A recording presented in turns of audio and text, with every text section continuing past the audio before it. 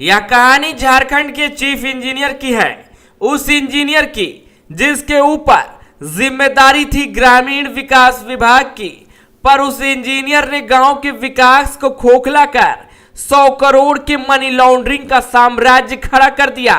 झारखंड के गांव में भले ही पीने का साफ पानी अब तक मैसर नहीं, पर चीफ इंजीनियर साहब और उनका परिवार मेड इन फ्रांस का पानी पीता था। देखिए मनी लॉन्ड्रिंग के इस इंजीनियर के काले कारनामों की काली कहानी।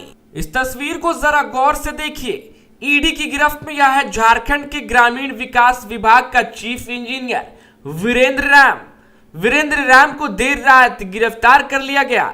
वीरेंद्र पर 100 करोड़ रुपए के मनी लॉन्ड्रिंग का आरोप है।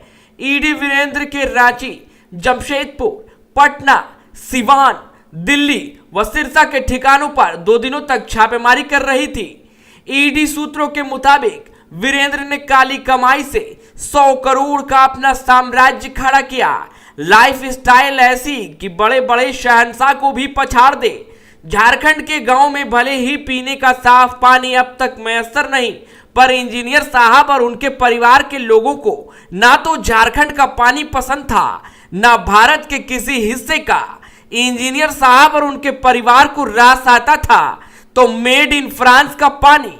इंजीनियर साहब और उनके परिवार 250 रुपए लीटर कीमत वाले मेड इन फ्रांस ब्रांड का पानी पीने में इस्तेमाल किया करते थे।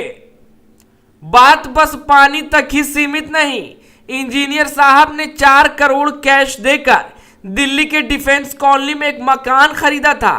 यहां की शानो शौकत भी राजाओं वाला थी। हालांकि दिल्ली के डिफेंस कॉलोनी का मकान वीरेंद्र राम के पिता राम जी के नाम है, पर ईडी इसे मनी लॉन्ड्रिंग का निवेश मान रही है। वीरेंद्र राम को लग्जरी लाइफस्टाइल के साथ लग्जरी गाड़ियों का भी शौक है। कहते हैं सरकार किसी भी पार्टी की झारखंड में रही हो, वीरेंद्र की हनक सत्ता के गलियारों में जस की तस रही। ईडी ने छापेमारी में एक डायरी और एक पेन ड्राइव भी बरामद किया है। इस डायरी और पेन ड्राइव में कोर्ट में नेताओं और ब्यूरोक्रेट से लेन देन के हिसाब लिखे हैं। इसमें ठेकेदारों से पैसे लेने से लेकर नेताओं तक कट मनी पहुंचाने का जिक्र है।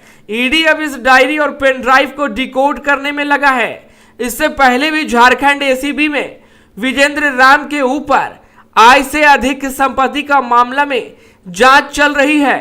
पिछले विधानसभा चुनाव के दौरान वीरेंद्र राम के जमशेदपुर आवास से 2.5 करोड़ रुपए से अधिक कैश की बरामदगी हुई थी। ईडी द्वारा वीरेंद्र राम की गिरफ्तारी के बाद से वैसे राजनेताओं और ब्यूरोक्रेट्स खौफजदा हैं, जिसका संबंध वीरेंद्र राम से रहा है।